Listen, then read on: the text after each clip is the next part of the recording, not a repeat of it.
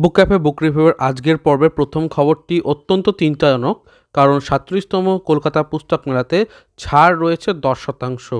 ব্যাপারটা হয়তো অনেকেই শুনেছেন। বিষয়টা আরেকটু ক্লিয়ার করে বললে, আজকে এই সময় পত্রিকাতে প্রকাশিত হয়েছে একটি প্রতিবেদন, 10 না 20 বইমেলার ডিসকাউন্ট ডিবেট সোশ্যাল মিডিয়াতেও।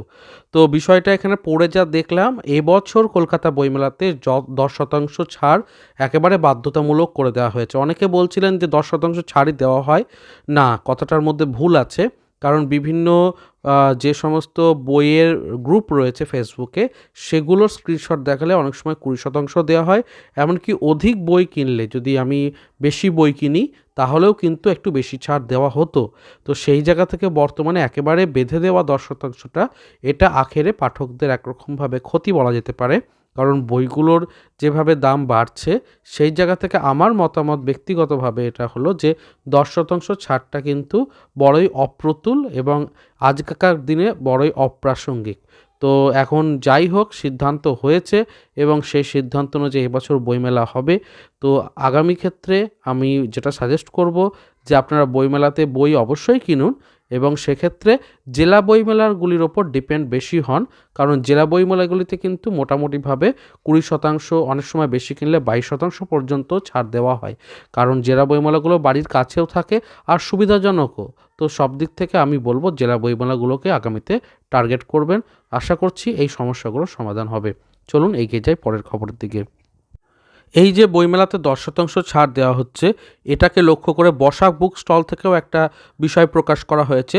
576 নম্বর ওনাদের স্টল, দেখুন লিখেই দিয়েছে একদম স্পষ্টভাবে যে কোনো কুপন, স্ক্রিনশট সমস্ত কিছু বাতিল করা হলো।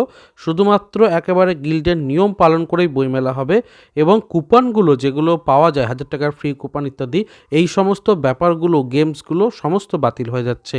তো এটাও কিন্তু একটা বড় বিষয় বইমেলার জন্য। বর্তমানে কিন্তু এই সমস্যাটা একটা হয়ে দাঁড়ালো, মেলা হয়ে উঠল ঝামেলা। দ্বীপ প্রকাশনী থেকে আসতে চলেছে সৈকত মুখোপাধ্যায়ের লেখা একটি নতুন বই, নাটাবাড়ি নার্সারি। দুটো গল্প থাকছে, কল্পবিজ্ঞানের ওপরে প্রচ্ছদটা দারুণ হয়েছে এবং সৈকত মুখোপাধ্যায়ের এই বইটা নিয়ে কিন্তু দারুণ উৎসাহিত। কারণ পত্রভারতী থেকে বুধদা সিরিজের সৈকত মুখোপাধ্যায়ের একটা বই আসছে, এটাই জানতাম।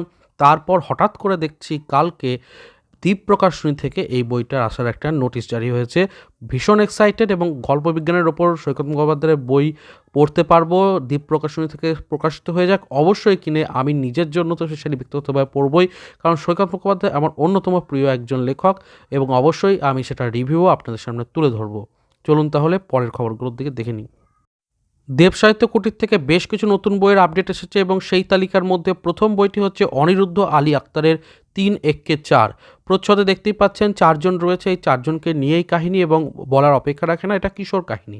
সংকলনধর্মী বিভিন্ন গল্প থাকবে, সেগুলোকে মিলিয়ে মিশিয়ে একটা বই হতে চলেছে, যার মধ্যে অ্যাডভেঞ্চার, একটু রহস্য, একটু মজা, হাসি ইত্যাদি সমস্ত কিছু মিলিয়ে কিশোর উপযোগী করে তৈরি করা হয়েছে। এই বইটিকে আপনারা দেব সাহিত্য কুটিরের স্টলে পেয়ে যাবেন এবং এই বইটি ছাড়াও আরও কিছু বই প্রকাশিত হয়েছে, চলুন সেগুলো সম্পর্কেও জেনে নিই। দেব সাহিত্য কুটিরদের থেকে বড়দের জন্য একটা বই আসছে, জনিকির 2। এবং সর্বাণী মুখোপাধ্যায়ের জনিকির যারা পড়েছেন তারা জানেন যে অবশ্যই সেখানে একটা লালসা, লোভ, খুন, তারপরে পরকীয়া, এই সমস্ত বিষয়গুলো ছিল। তো সর্বাণী মুখোপাধ্যায়ের এই লেখাটিকেও আপনারা পারচেস করতে পারবেন দেব সাহিত্য কুটিরের স্টল থেকে, সেটাও দেখে নিতে পারেন। নতুন বইয়ের তালিকা এটাও রয়েছে। দেব সাহিত্য কুটিরের স্টল থেকে আরও একটি বই রয়েছে, যারা ভূতের গল্প পছন্দ করেন তাদের জন্য রূপক চট্টরাজের কলমে আসছে একটি নতুন ভূতের গল্পের বই এবং গ্রাম বাংলার যে একদম পুরনো যে ভূতের গল্প দেখতে পাই, সেই গল্পই আমরা পাবো। তো দেখতেই পাচ্ছেন প্রচ্ছদ রয়েছে, বইটির মুদ্রিত মূল্য 225 টাকা মতো পেয়ে যাবেন দেব সাহিত্য কুটিরের স্টলে। দেব সাহিত্য কুটির থেকে প্রায় 27টি মতো নতুন বই প্রকাশিত হতে চলেছে কলকাতা আন্তর্জাতিক বইমেলায়। একটা খুব বড় আকর্ষণ রয়েছে, কারণ হেমেন্দ্র কুমার রায়ের বেশ কিছু ভালো ভালো বই আসতে চলেছে দেশ পাবলিকেশন হাউস থেকে। প্রথমটা হচ্ছে গুপ্তধন সংগ্রহ, যেটা হেমেন্দ্র কুমার রায়েরই লেখা। তারপরে হেমেন্দ্র কুমার রায়ের আরও একটি বই রয়েছে অ্যাডভেঞ্চার সংগ্রহ, এটাও দারুণ আকর্ষণের বিষয়। এবং অবশ্যই কল্পবিজ্ঞান সংগ্রহ, যেটার দাম রাখা হয়েছে 599 টাকা। এখন পরবর্তীতে তো ছাড় ইত্যাদি থাকবেই। তো দেখতেই পাচ্ছেন যে একটা বেশ ভালো হেমেন্দ্র কুমার রায়ের সিরিজ আসতে চলেছে এবং গুপ্তধন সংগ্রহ বইটার দাম একটু বেশি আছে, 699 টাকা দেখতে পাচ্ছি, মানে 700 টাকা মতো। অবশ্যই সেটার ওপর যদি 20%, 25% ছাড় পরবর্তীতে পাওয়া যায় তাহলে কিছুটা একটু উপকার হবে।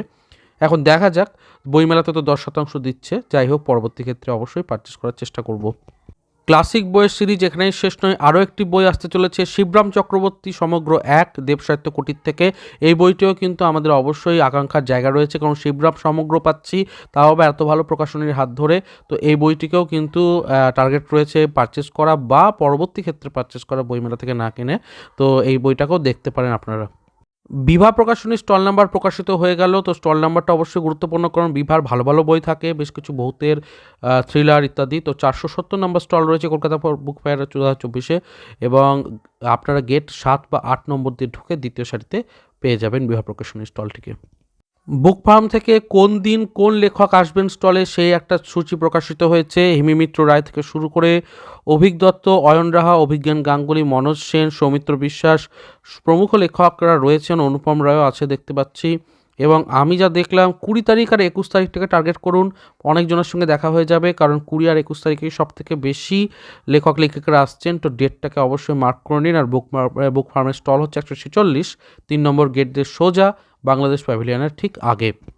এরপর রয়েছে দেশ পাবলিকেশনের স্টল নাম্বার, সেটাও বলে দিই। বাংলা বইয়ের বৃহত্তম আয়োজন দেশ পাবলিকেশন, অত্যন্ত পুরনো একটা পাবলিকেশন হাউস, এবং দারুণ দারুণ বই রয়েছে, দামও মোটামুটি রিজনেবলি থাকে, হার্ড কভারের বই হয়। অবশ্যই আপনারা ভিজিট করুন, প্রচুর ভালো বই বেরিয়েছে এবছর, দেখিয়েওছি সেগুলো। আমি একটা ভিডিও করে দেবো যেখানে দেব পাবলিকেশনের সমস্ত বইগুলো নিয়ে আলোচনাও করে দেবো। জুড়ে থাকুন, চ্যানেলের সাথে সাবস্ক্রাইব করে রাখুন।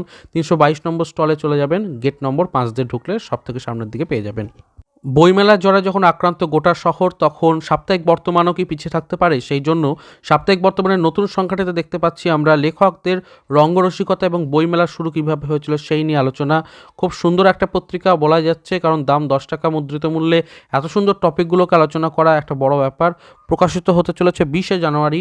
আপনারা অবশ্যই সংবাদপত্র বিক্রেতা থেকে বা আউটলেটে খোঁজ নিয়ে দেখতে পারেন। বইটিকে পারচেস করে অবশ্যই পড়বেন, ভালো লাগবে আশা করছি।